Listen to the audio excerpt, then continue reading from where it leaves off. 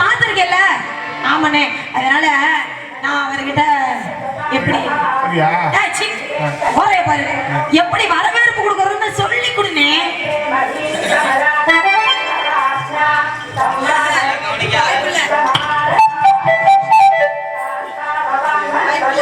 வாருங்கள் வேண்டுவது,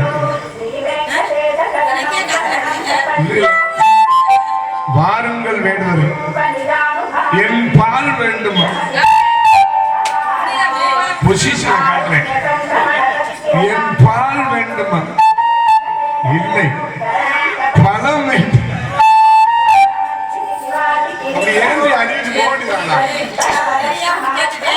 நீ நல்லா இருப்ப, உள்ள போய் காவலை பாரு. நானே வரவேற்பு கொடுத்துட்டு மான்குட்டின்னு சொல்லிட்டு வந்தேன். மீதிகளை கட்டி பண்ணு. அண்ணே, எனக்கு ஒரு உதவி பண்றியா? உதவி பண்றியா? பவுர் அடிச்சுட்டு இந்த பாட்டை மட்டும் அமர்த்த முடியுமான்னு மட்டும் நீ போய் பார்த்துட்டு ஆராய்ச்சி போயிட்டு வந்து கோரத்துல போய் ஏறி பார்த்துறேன்.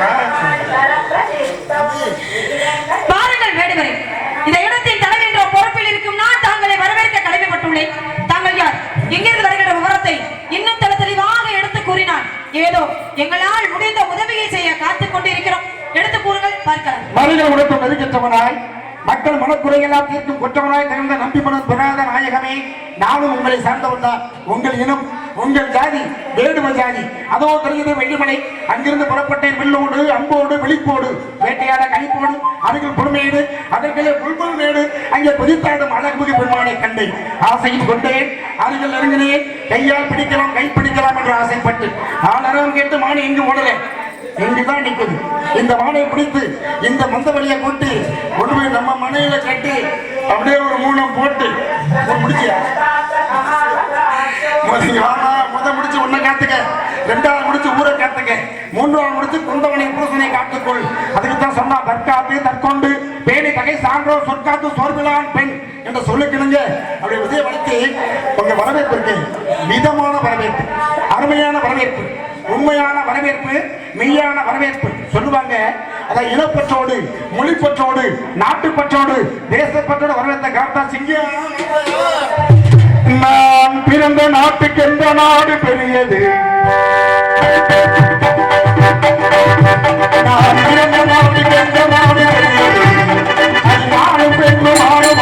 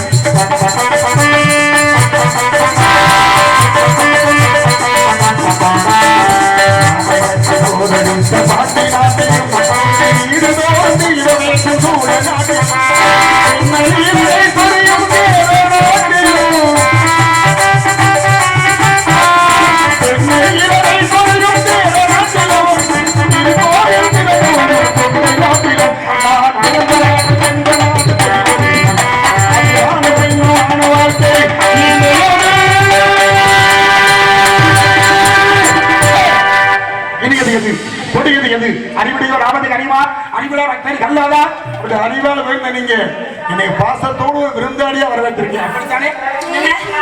ஐவகை நிலத்தில் முதலிடம் குறிஞ்சி நிலம். ஆண்டவர் ஆமா அப்ப அதாவது குறிஞ்சி ஐவகை எடுத்துருமா அந்த பொத்திட்ட போயிடும் சான்றோர் முகட்டும் குறிஞ்சி எப்படி சான்றோர் புகழ்ந்து போகட்டும் குறிஞ்சி இந்த குறிஞ்சியை என்னை பாசோட வரவேற்றிருக்கீங்க அப்ப என்னை ஒரு விருந்தாடியா நினைச்சு வரவேற்றிருக்கீங்க அப்படி விருந்தாடியா வந்த என்ன வரவேற்றுட்டு வெறுங்கையோட விடாம கிடையாது. எதிரியா இருந்தாலும் வீட்டுக்கு வந்தவங்கள முதல்ல வாங்கன்னு நம்ம கூப்பிட்டுறோம் இல்லையா? இதுதான் தமிழனுடைய பண்பாடு. எவ்வளவு நீங்க யாரு என்ன ஏதுன்னு தெரியலனாலும் கூட எங்க இடத்தை தேடி வந்தவர் நீங்க. அப்ப உங்களுக்கு முதல்ல நான் வரவேற்பு தான் கொடுக்க முடியும். இதுக்காக வந்தோடனே ஏன் வந்தீங்க எதுக்கு வந்தீங்க நான் கேட்க முடியுமா? எல்லாம் உங்களுக்கு வரவேற்பு கொடுத்துருக்கேன்.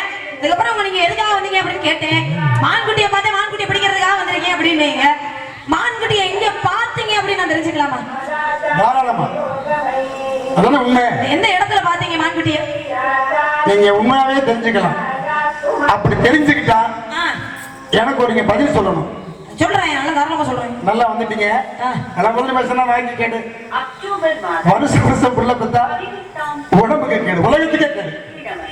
நான் அங்கே கவனம் பண்ணுவான். நான் ஏன் வந்தேன் எதுக்காக விவரத்தை நான் சொல்றேன். எங்க பார்த்தேன்னு சொல்றேன்.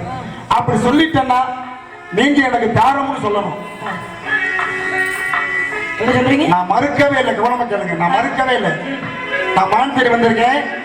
அந்த மான் எப்படிப்பட்ட மான் நீங்க கேட்ட மாதிரி எங்க பாத்தீங்க அப்படின்னு நான் சொல்லிட்டேன்னா நீங்க எனக்கு தாரம்னு சொல்லணும்.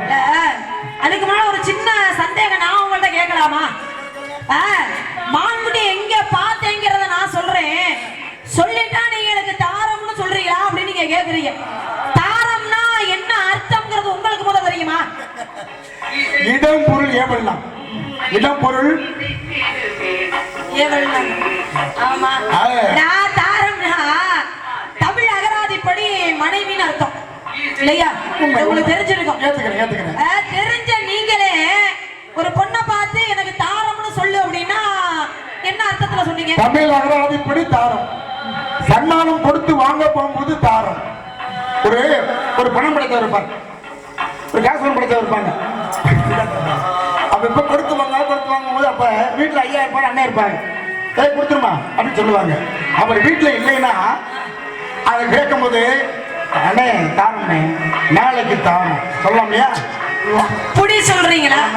அதாவது நடைமுறை தமிழ்ல மான தாரம்னு சொல்லணுமா உங்கள்ட்ட? சொன்ன மான்குட்டி பிடிச்சிட்டு போவீங்களா? படிச்சதே மற்றும் பேச முடியாது, சொன்னதே சொல்ல முடியாது. மூட்டை கிட்ட வர்றோம். அந்த இனம் அவங்க எப்படி ரசிக்கிறாங்க, எப்படி கேட்கறாங்க ஓலமா அமைக்கிறோம். அம்மா மான்குட்டி உள்ள இருக்குன்னு சொல்லிருக்கீங்க. இந்த மான்குட்டி இல்ல எப்படி தெரியுமா சொல்ல போறேன்? படிக்கிறோம் படிக்கிறோம் அடிக்கிறோம்.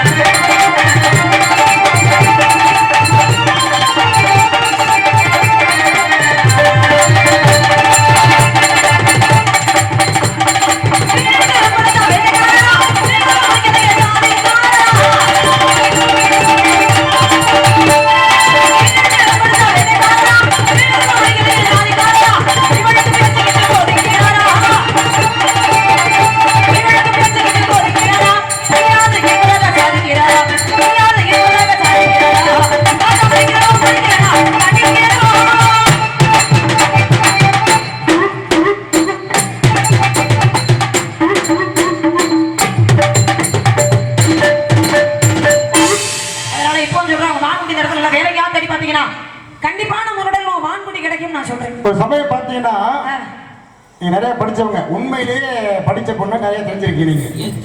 இந்த பாரத கதையில பாத்தீங்க, அதாவது பெரிய கோபக்கார பணிவர் விஸ்வாமித்திரன் எல்லாருக்குமே தெரியும். தாடி கூட இங்க இருக்கணும், ஏன்னா அறிவு வளர்ச்சி அதெல்லாம். இப்ப அதை விட சுருக்குனு கோபக்காரர் வசிஷ்டர். வசிஷ்டர் மனைவியோ அறந்தது.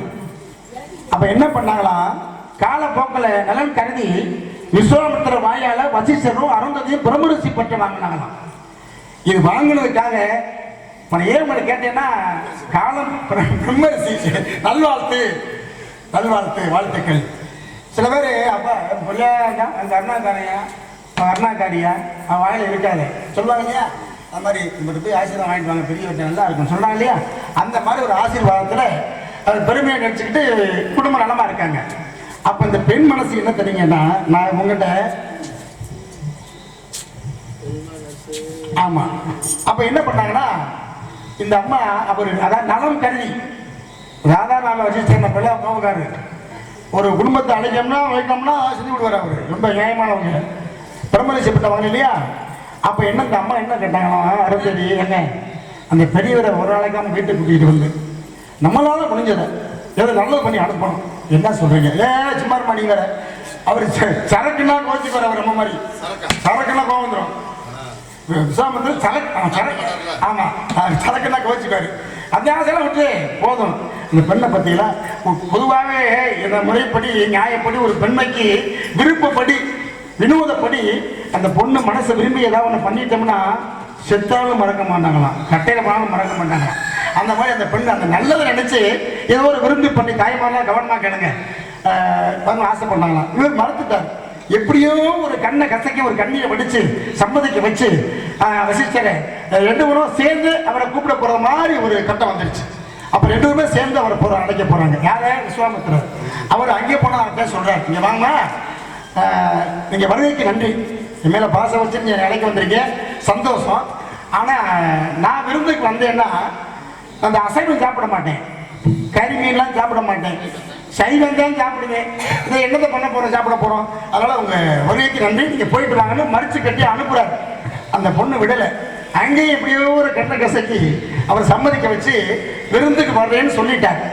சொன்னா என்ன சொன்னான்னா ஒரு நிபந்தனை வைக்கிறார். என்ன வச்சாருன்னா, அம்மா நான் விருந்துக்கு வரேன், ஆனா கறி சாப்பிட மாட்டேன், மீன் சாப்பிட மாட்டேன், சைவம் தான் சாப்பிடுவேன். உங்க ஊர்ல சைவத்துல எத்தனை காய்கறி இருக்கு அப்படின்னு கேட்கிறேன். அப்ப என்ன சாமி மிஞ்சி போனா ஒரு 8 வகை 10 வகை 18 வகை இருக்கு சொன்னாங்க. அதை இலை போட்டு உப்பு வச்சு தண்ணி வச்சு சாதம் வச்சு 18 வகை காய்கறி வச்சு என்ன வச்சா சாப்பிடலாம் அப்படின்னு ஒரு மொழி வரும்போது என்ன வச்சா சாப்பிடலாம், மனசு வச்சா சாப்பிடலாம் வந்துருச்சா. அப்ப அன்னைக்கே 18 வந்துருச்சு. 18 வகை இருக்கு சாமி. இல்லை, உங்க ஊர்ல 1008 வகை காய்கறி இருக்கு. எத்தனை வகை? 1008 வகை காய்கறி இருக்கு. உங்களால படைக்க முடியுமா அப்படின்னு கேட்டார்.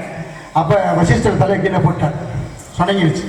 அதான் சொன்ன, ஆவதும் பெண்ணால் அழிவதும் பெண்ணால், ஆதியும் அவளே அந்தமும் அவளே ஒளியும் அவளே இந்த உலகமும் பெண்ணே. அப்ப என்ன பண்றாங்க, அந்த அம்மா அறிவு வேலை கொடுத்து, சரி சாமி உங்க ஆசைப்படி உங்க எண்ணப்படி உங்களுக்கு நான் விருந்தில் 1008 வகை காய்கறி படைக்கிறேன், நீங்க வரலாம் அப்படின்னு விருந்து கிடைச்சு வந்துட்டாங்க. வந்தா என்ன செய்யணும், பெரிய ஒரு வாழை முந்த வாழையில ஒரு தலை கொடுத்தாலும் இலையை பிடிக்கி அந்த அம்மா தயார் பண்ணிட்டாங்க. ஐயா உட்கார்றாரு, சாப்பாட்டில் உட்கார்றாரு. சாப்பாட்டில் முதல்ல என்ன வைக்கணும் தெரியுமா, ஒரு உறவு வரும்போது சாப்பாட்டில் வந்தால் இலையில என்ன வைக்கணும், முதல்ல உப்பு தான் வைக்கணும், உப்பு தான் வைக்கணும். அதாவது இத்தனை காலம் வந்தாலும், எத்தனை சொத்து சுகம் இருந்தாலும், எத்தனை வலிமை இருந்தாலும், எத்தனை பந்தங்கள் இருந்தாலும், மறுபடியும் மறுபடியும் இந்த உலகம் கொஞ்சம் வேண்டும் என்றால் ஒரே சக்தி ஆன்மீகம் தான். அந்த ஆன்மீகத்தில் நான் காட்டா பிடிக்கிறேன். அந்த ஆன்மீகத்தில் நம்ம பகுதி மிகுந்த பகுதி. இப்போ எல்லாமே மனசுக்குள்ள வெளிப்படையா இருக்க நான் காட்டிக்க முடியல அந்த மாதிரி.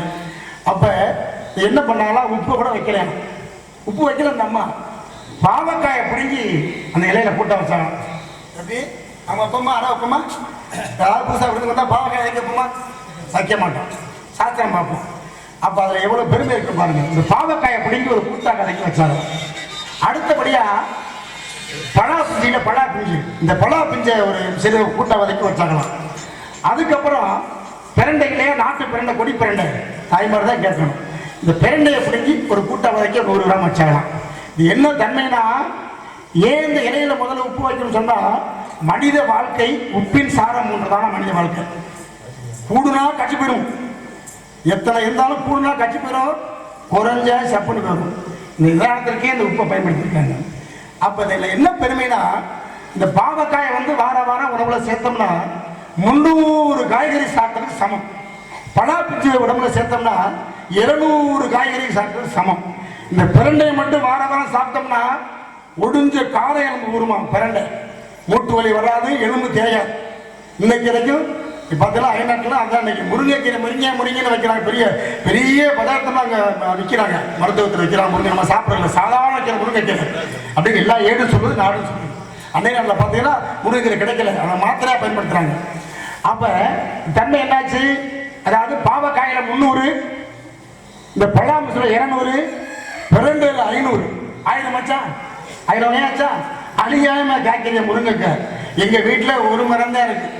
நாங்கெல்லாம் பிடிச்சி சாப்பிட்டு அக்கம்மங்க கொடுத்துட்டு மாட்டுக்கு பிடிக்க போடுறோம்.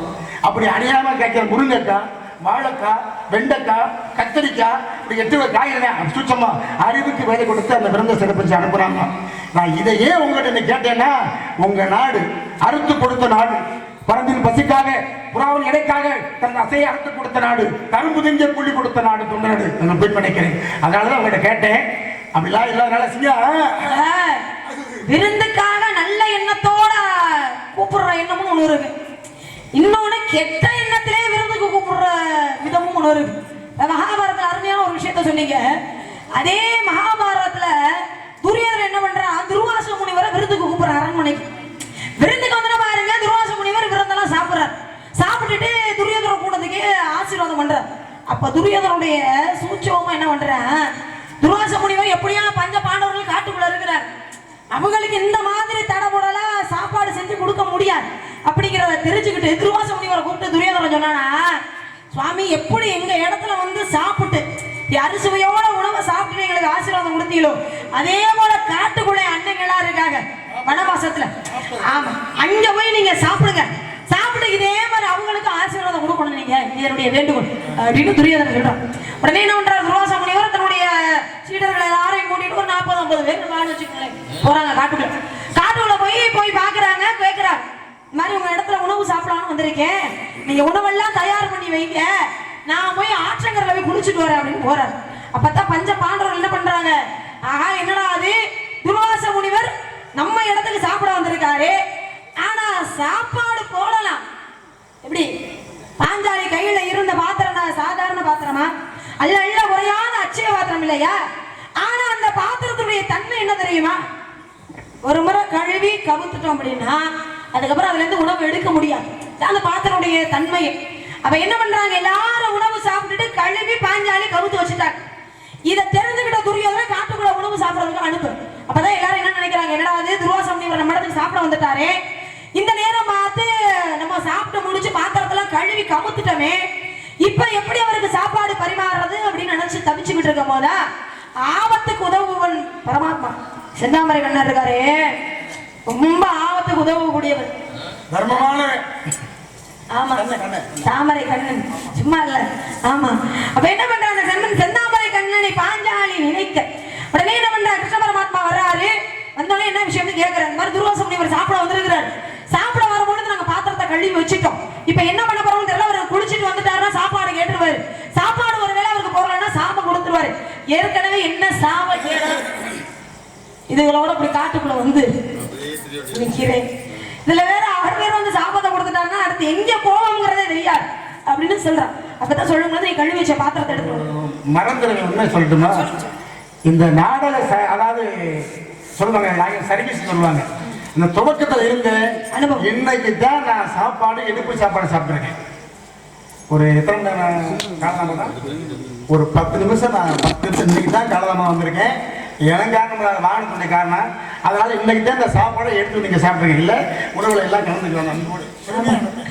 ஒவ்வொரு நாளும் ஒரு ஊரு எல்லாமே நமக்கு சொந்தம் தானே. அப்ப எப்ப 10 பேர் வரோம்னா இல்ல 10 பேர் சொந்தக்காரங்க தானே. ஆமா அப்ப என்ன பண்றாரு, கிருஷ்ண பரமாத்மா எடுத்துட்டு வர சொல்றாரு பாத்திரத்தை. அப்ப எடுக்கும் போது அந்த பாத்திரத்துல ஒரே ஒரு சோற்று பறக்கி பக்கத்துலயும் ஒரே ஒரு கீரை பசம் மட்டும் ஒட்டி இருந்துதான். அதை எடுத்து கிருஷ்ண பரமாத்மா தன் நாவில வைக்க இந்த உலகத்துல உள்ள அத்தனை ஜீவராசிகளுக்கு பசி இல்லாமல் போயிருச்சு இல்லையா? அப்ப உணவை சாப்பிடுறதுக்கு நல்ல விதத்துல அழைக்கிற விதம்னு ஒண்ணு இருக்கு, கெட்ட எண்ணத்துக்குனே கூப்பிடுற ஆளு இருக்குதா இல்லையா? விருந்துல 2 வகை இருக்குல்ல, அன்புக்கு பரிமாறது உண்டு, ஆசைக்கு பரிமாறம் உண்டு. அதனால விருந்து மருந்து 3 நாள் தான். ஆமா, விருந்து மருந்து 3 நாள் தான். உடம்புக்கு முடியலன்னா மருந்து 3 நாள் தான். அதுக்கப்புறம் உடல் தானா சரியாயிடும். அதே மாதிரி விருந்துக்கு ஒரு வீட்டுக்கு போயிட்டோம்னு வச்சுக்கோங்களேன், முதல் நாள் பாத்தீங்கன்னா தட்டா முடக்கா கறி சாப்பாடு அசைவ விருந்தா இருக்கும். மறுநாள் பார்த்தோம்னா அந்த அசைவம் கொஞ்சம் சைவமா மாறும், ஒரு சாம்பார் ரசம் மோர் கூட்டு பொரியல் அந்த மாதிரி ஆகும். 3ஆவது நாள் என்ன ஆகும், முதல் நாள் வச்ச பழைய சாதம் அப்படியே இருக்கு, அந்த சாப்பிட வச்சு 4 நாள் இருந்தவனும் அதுவும் இருக்காது. அப்ப என்ன பண்ணிடணும், 3ஆவது நாளே நம்ம கிளம்பி வந்துடுறது ரொம்ப சந்தோஷம். அதனால மான்குட்டி உள்ள இருக்கு நீங்க சொல்றது ஏத்துக்கக்கூடிய விஷயமா எனக்கு இல்ல. ஏத்துக்கிற மாதிரி சொல்றேன். எப்படி? கலைமான் அல்ல, கலைமான் அல்ல, ஏனமான் அல்ல, பூனமான் அல்ல, கத்தூரி மான் அல்ல, சாரங்க மான் அல்ல, மானி எல்லாம் புள்ளி பாலம் எல்லாம் பச்சை. நவராத்திரி நவராத்திரி நவராத்திரி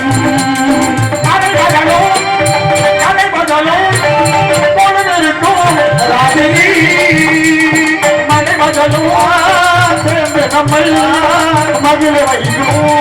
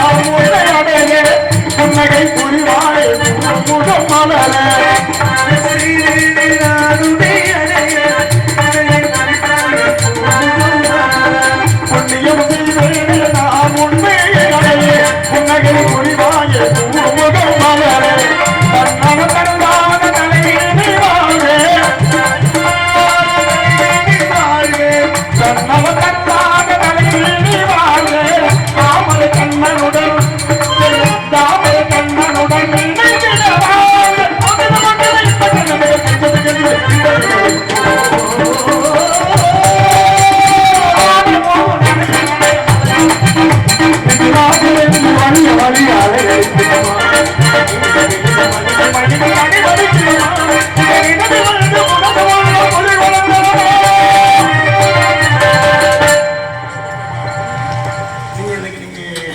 இல்லைன்னு சொல்ல மாதிரி மான்குட்டியினுடைய சிறப்பு சொல்லும் பொழுதே ரொம்ப ஆசையா இருக்கு. மான்குட்டியை பார்க்கணும் அப்படிங்கிற ஆசை எனக்கே இருக்கு. கேளுங்க, சொன்னீங்கல்ல இந்த உணவு பரிமாற்றத்துல ஆசையா பரிமாறுறது வேற, அன்பா பரிமாறுறது வேற. ஆமா, இந்த ஆசையா என்ன சொல்ல தெரியுமா, கொஞ்சோண்டு சாப்பாட்டை வச்சு அது ஒரு குரங்க வச்சு ஆகிறது லெக் பீஸ், அதுக்கு மேல சாப்பாடை போட்டு அதுக்கு மேல ஒரு முட்டையை வச்சு அதுக்கு மேல சாப்பாடை போட்டு அதுக்கப்புறம் வறுவல் மரத்து இப்படி அதே ஆசைக்கு வைக்கிறது. இப்படி வச்சு வச்சு ஒரு வீட்டுல வாங்க வெக்கம் இல்லாம சாப்பிடுங்க அப்படிப்பா, வெக்கப்படாம சாப்பிடுங்கன்னு சொல்லுவாங்க. ரொம்ப படுவேங்க, ஆசையெல்லாம் ரொம்ப படி வைக்கப்படும். அதனால மான்குட்டியை சிறப்பா சொல்லும் பொழுதே அந்த மான்குட்டியை பார்க்கணுங்கிற எண்ணம் எனக்கு இருக்கு. வயசு அப்படி என்ன வயசு? நேரம் போச்சுன்னா அவன் ஓட முடியும், நடக்க முடியாது. நேரம் போனுச்சுன்னா நாள் போயிடும், நாள் போனுச்சுன்னா வாரம் போயிடும், வாரம் போனா மாதம் போகும், மாதம் போனா வருடம் போகும், வருடம் போயிருச்சுன்னா வயசு போயிடும். அதுக்கு தான் இப்படி சொன்னேன், எல்லா நேரமும் சாப்பிட முடியாது, எல்லா நேரமும் தூங்க முடியாது, எல்லா நேரமும் செய்ய முடியாது. ஆமா, அதனால மான்குட்டி உள்ளதா இருக்குன்னு சொல்றது எனக்கு ரொம்ப பொய் மாதிரி தெரியுது. ஏன்னா நீங்க எங்க அண்ணன் சொன்னீங்க பொய்ய சொன்னாலும் பொறந்துற மாதிரி சொல்லணும்னு சொன்னீங்க. அது எப்படி பொய்ய சொன்னாலும் பொறந்துற மாதிரி எப்படி சொல்றது? சொல்றதே பொய், அப்புறம் அதை எப்படி பொறந்துற மாதிரி சொல்லுவாங்க? அதுக்குத்தான் வகுத்து வச்சாங்க, ஜாதகாரன் குறிகாரன் சொல்லுவாங்க. எப்படி? இப்ப நம்ம இப்ப ஆடுறோம் பாடுறோம் பேசுறோம், ஆமா, இந்த ரசனை இல்லவங்கதான் தன்னை அறியாமலே தலையாட்டுவாங்க. ஆமா சரியா? ஆமா, அதாவது சுவை இருந்தால், பாட்டில் சுவை இருந்தால் ஆட்டம் தானே வரும். ஆட்டம்னா இப்படிலாம் ஆட்டம் இல்ல, கை அந்த நபிநயத்தோட காலாடுமா, கையாடுமா, தலையாடுமா, கண் காட்டி சொன்னா, கை காட்டி, கால் காட்டி, கண்டு முகம் காட்டி, மால் காட்டும் மங்கேறி அப்படின்னா அந்த மாதிரி அந்த பெருமையை தன்னா பிரகாசனும் செத்துவிச்சு மகளுக்கு நீண்ட காலமாச்சுக்கிட்ட வந்து பாப்பாவை சந்திச்சு வாய்ப்புக்கு நன்றி. வஞ்சகத்தை நெஞ்சில வச்சு பேசுற கூட்டமெல்லாம் இருக்கு. எந்த கூட்டத்துக்கும் நான் பயப்பட மாட்டேன், சத்தியமா போய் பேச மாட்டேன். தெரியல நான் கேட்பேன். சரியா? சரியான விஷயம் தான். இருந்தாலும் மான்குட்டி உள்ள இருக்குன்றீங்கல்ல, அந்த மான்குட்டி இல்லைன்னு ஜாதி சன கூட்டத்திலே எப்படி பார்க்கல, அது முதல்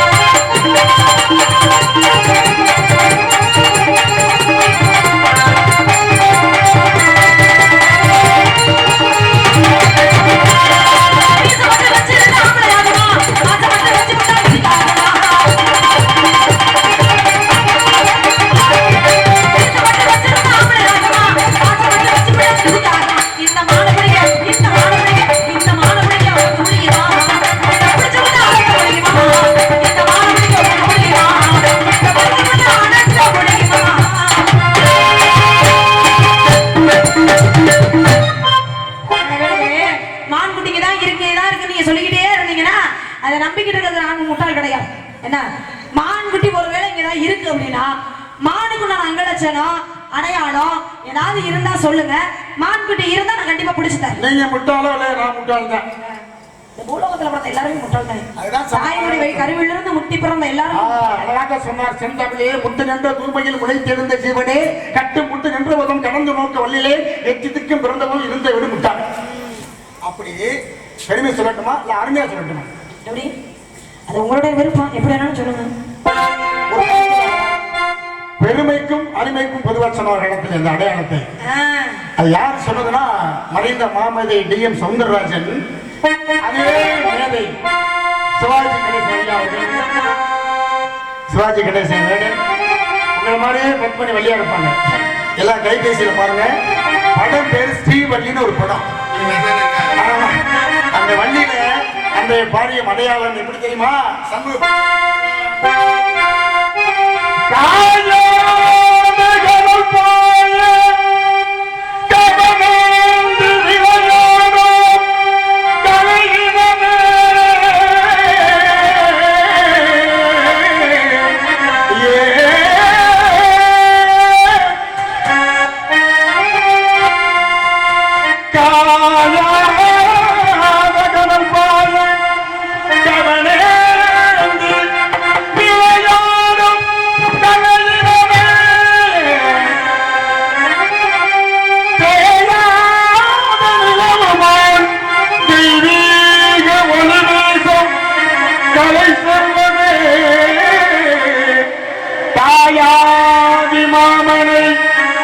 கண்டது போல் பொன்முருவன் செய்தாலும் தலை சாயாதம்மா.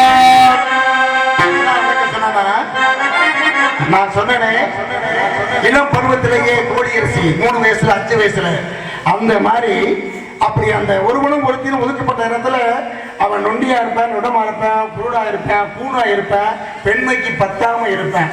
அவன் முறையை வெளியே சொல்லாம அப்படியே அடைச்சுக்கிட்டு பொறுத்துக்கிட்டு படிதாண்டா பத்தினியா வாழ்ந்த காலத்திலே பொன்முருவன் செய்தாலும் தலை சாயாதம்மா, நல்ல ஜாதிமான் துள்ளி பாயாதம்மா.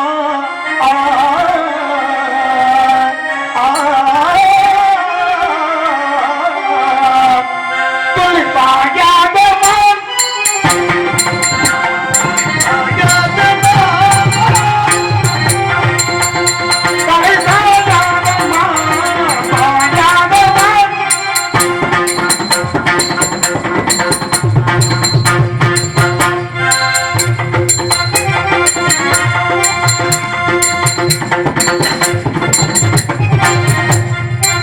இருப்பதாக நிலையிலே காதல் உலக மனிதனே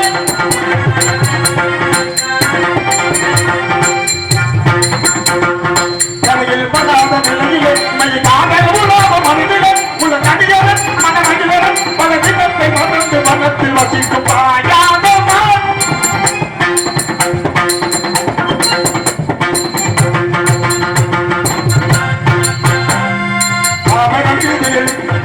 தீவிரமாகவே பாவன தீவிரமாகவே பாட புரிந்திடும் உண்டலமா கலவை சமுதன கதந்தமானை கமலும் அழகிய சோபமா கங்கணகன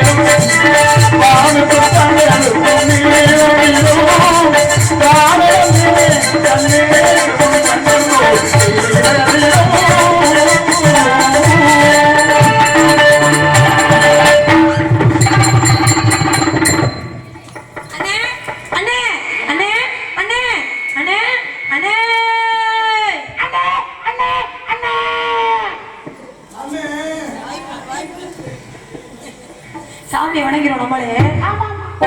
சொல்லு சொல்லு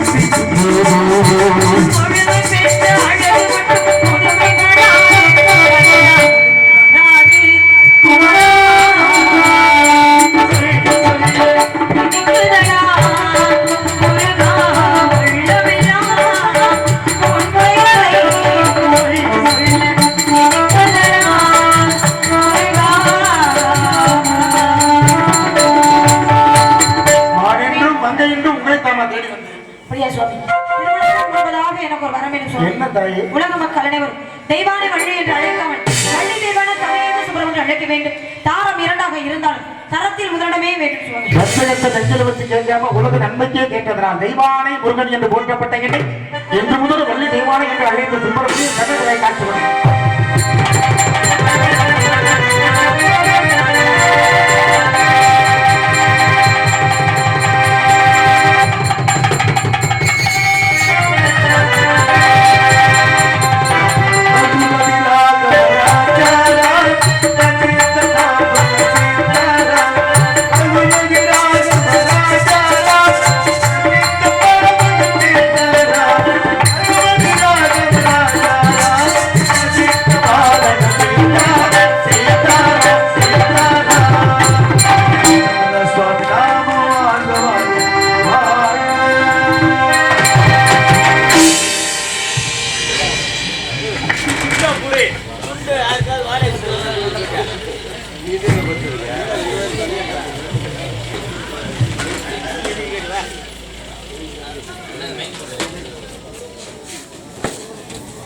இதுவரையில் எங்களது நாடகத்தை கண்டுபிடித்த அனைத்து நாடக ரசிக பெருமக்களுக்கும் நன்றி என்று இருந்த வணக்கத்தை தெரிவித்துக் கொண்டு எங்களுக்கு ஒளி அமைத்து கொடுத்த வைரவன் ஆடியோஸ் நிலையத்தாருக்கும் நன்றியை தெரிவித்துக் கொண்டு நாடகத்தை நிறைவு செய்கிறோம். நன்றி இருந்த வணக்கம்.